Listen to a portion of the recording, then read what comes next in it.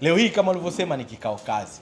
Na mimi niwaombe wenye viti, tuendelee kutoa ushirikiano kwa mbunge. Tunaye mbunge mzuri sana. Sifa ya kiongozi ni kujali shida za watu.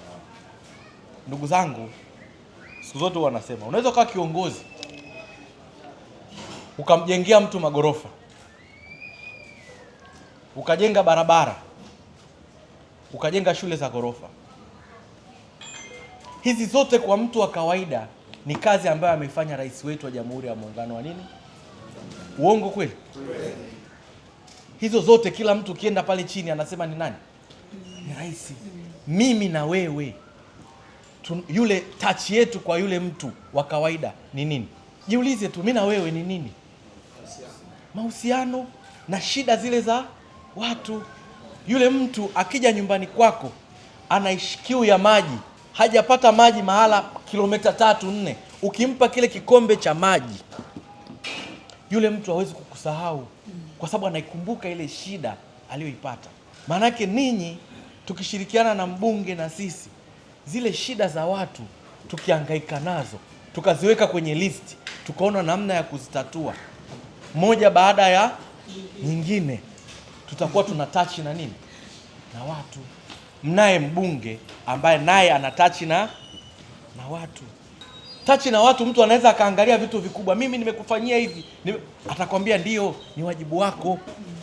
Lakini mimi pale kuna mfereji wa maji machafu yanakuja nyumbani kwangu, mwenyekiti, nimekufuata siku ngapi? Mwenyekiti, mimi pale dirishani kwangu kuna wezi wanakata, wanaiba simu. Yaani sasa hiyo simu ya rais tena. Mwenyekiti, kuna yule mtu anajenga ukuta ameziba kichochoro kile tulikuwa tunapita toka tunazaliwa sisi, tunapita pale. Hai, inaendana na shule hiyo? Haiendani. Mwenyekiti, kwenye mirathi fulani anatudhulumu.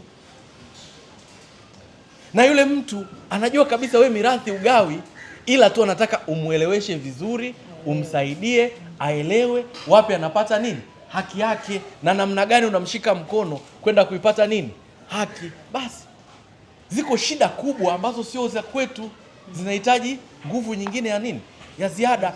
Kwa mfumo wa serikali mnyororo wetu unaenda kwa nani? Kwa mbunge.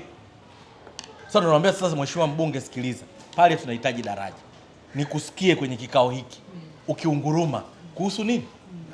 Ni mnyororo wa uongozi ambao unajengwa na mahusiano na upendo, lakini msingi ni zile shida za watu.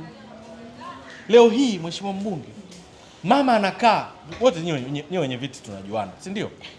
Mtaani kwako nenda kajiulize, halmashauri yetu sisi na kama bilioni 20, si ndio, za mikopo.